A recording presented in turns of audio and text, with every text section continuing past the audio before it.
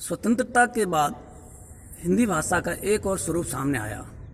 उसे राष्ट्रभाषा की बजाय राजभाषा का नाम दे दिया गया। तब से लेकर अब तक हिंदी भाषा की पीड़ा हिंदी प्रेमियों से बेहतर कोई सरकार भी नहीं जान सकती। हिंदी के कवि और लेखक और तमाम सोच से जुड़े हुए व्यक्तियों के मन में जो व्यथा है उसको शब्दों में वर्णन नहीं किया जा सकता। राजभाषा का दर्जा देना, उसके दायरे को सीमित करना है और उसमें एक नया आयाम जोड़ना, हम अभी इसके पचड़े में पड़ना नहीं चाहते। यह कहा गया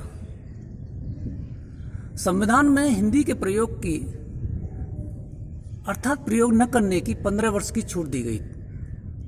राजभाषा अधिनियम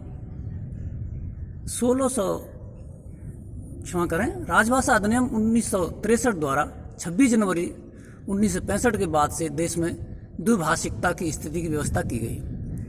विष्णुप्रिया जी इसे हिंदी के तीव्र समर्थक और क्षीण समर्थक दोनों को साथ ले चलने की स्थिति मानते हैं। हिंदी तर प्रांतों के लिए तो यह तर्क समझ में आ सकता है, पर हिंदी प्रांतों में द्विभाषिकता के चलते अंग्रेजी की अनिवार्यता ने सचमुच हिंदी को एक पिछलग्गू या अनुवाद की भाषा बनने पर मजबूर कर दिया है।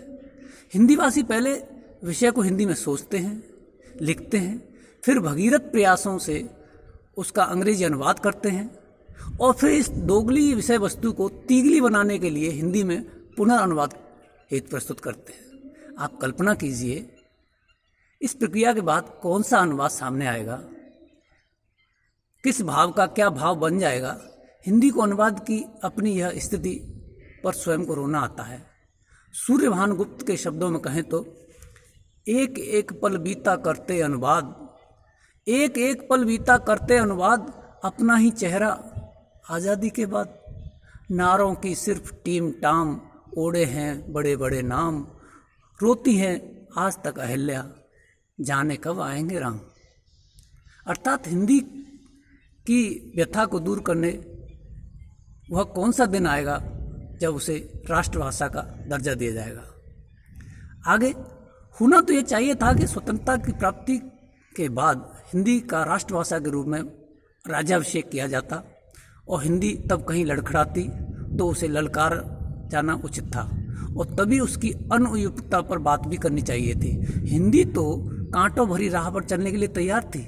डॉक्टर रविंद्र अग्निहोत्री के शब्दों में कहें तो वह जानती थी कि ताज हमेशा ताजों से भरा होता है, ताज हमेशा कांटों से भरा होता है, इसलिए ताज के कांटे पहनने वालों को चुभेंगे ही। लेकिन डॉक्टर रविंद्र अग्निहोत्री के ही शब्दों में एक और भाव, विडंबना यह है कि ताजपोशी के घोषणा के बावजूद ताज अभी तक हिंदी को पहनाया नहीं गया, फिर भी उसके कांटे उसको चुभ रहे हैं, हिंदी प्रेमियों को चुभ रहे हैं और सबसे दुखद तो यह है कि वह हिंदी विरोधियों को भी चुभ रहे हैं। ये विडंबनाएं हमारे ही देश में घटित हो सकती हैं। यही संभव हो सकता है कि संविधान का हिंदी रूप 38 वर्षों बाद 23 अगस्त 1988 देश में लागू हो और वह भी इस शर्त के साथ कि अंग्रेजी पाठ और हिंदी पाठ में अंतर होने की स्थिति में इसके अंग्रेजी पाठ को प्रामाणिक माना जाए।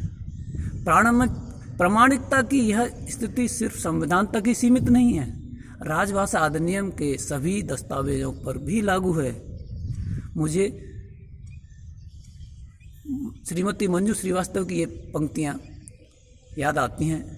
आज़ाद एक करने की यह भी तो रस्म है, आज़ाद एक करने की यह भी तो रस्म है, पर काट कर कहे कि उड़ो कितना उड़ोगे। आज़ाद एक करने की यह भी तो रस्म है, पर काट कर कहे कि उड़ो कितना उड़ोगे।